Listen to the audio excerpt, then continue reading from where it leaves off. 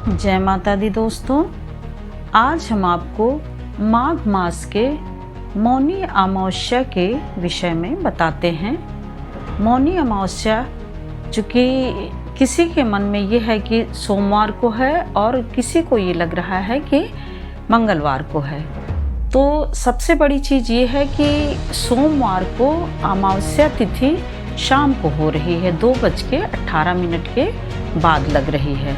तो इसलिए हम उस दिन सोमवती अमावस्या नहीं कर सकते हैं। 1 फरवरी को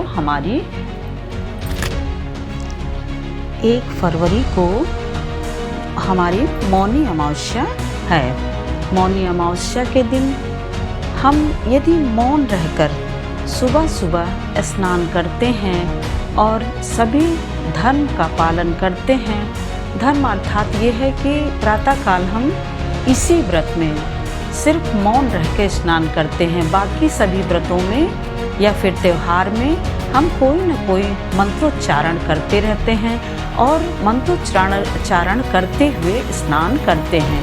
परंतु एक मौनी अमावस्या ही ऐसी है जिसमें कि हमें मौन रह करके मानसिक रूप से मंत्रोच्चारण करना होता है और यहाँ तक कि हमारे ओंठ और जीभ भी ना हिलें।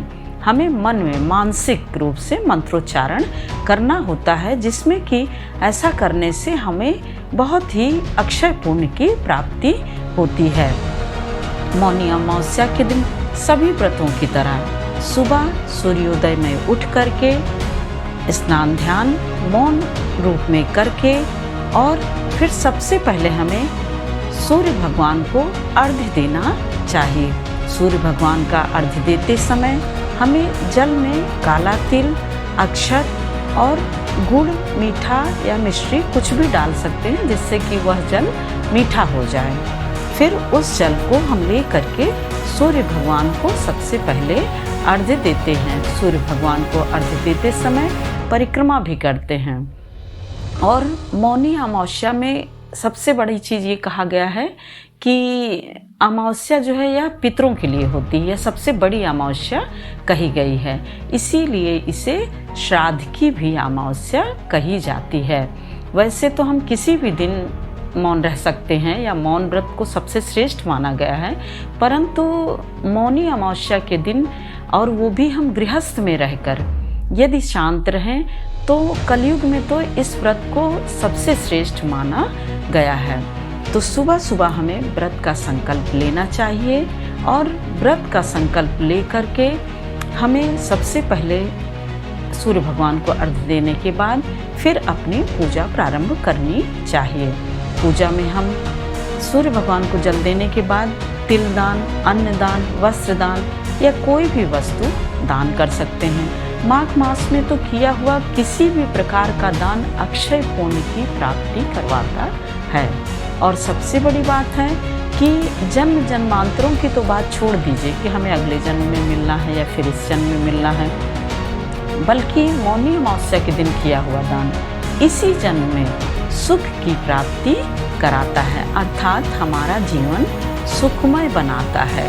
और इसमें हम किसी भी माह में जो भी हमारे लिए सर्वश्रेष्ठ माह कहे गए हैं उनमें एक माघ मास भी आता है, क्योंकि इसमें कल्पवास लोग करते हैं और 1 महीने वहीं पर रह करके गंगा स्नान करना, तुलसी का पौधा रोपना, पूजन करना, जौ रोपना और पशु पक्षियों को दाना खिलाना, भोजन का दान करना, दवा आदि का दान करना, स्नान दान, यह सब अक्षय पुण्य की प्राप्ति करवाता है।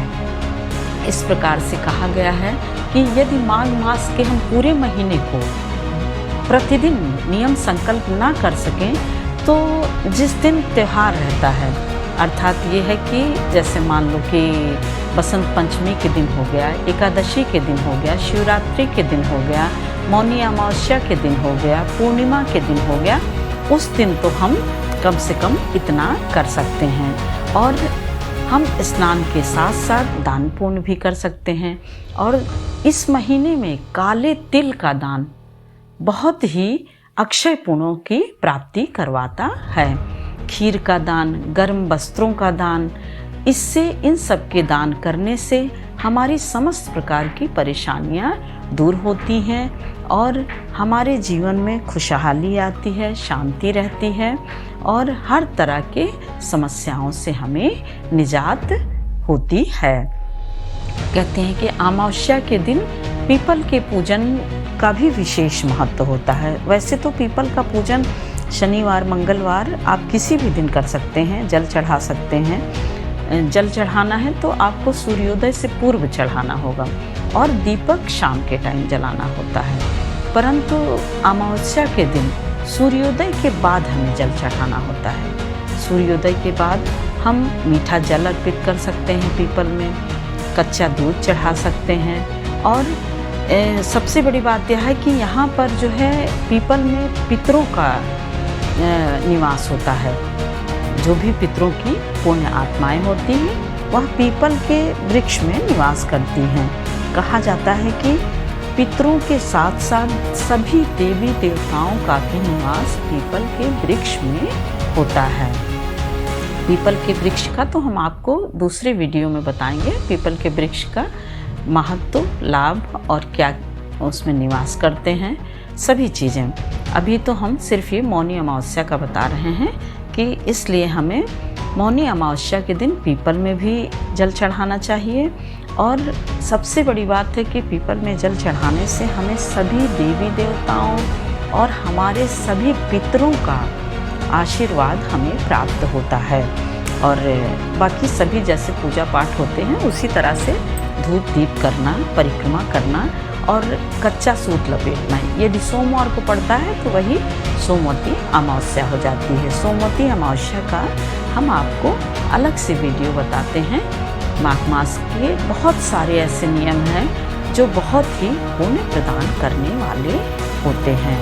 तो आप सब भी मौनी अमावस्या के दिन मौन रह के इस पुण्य के भागीदार बनिए और अपने जीवन को सुखी बनाइए। तब तक के लिए जय माता दी। फिर मिलते हैं एक और नए वीडियो के साथ। जय जय महादेव, जय महादेव।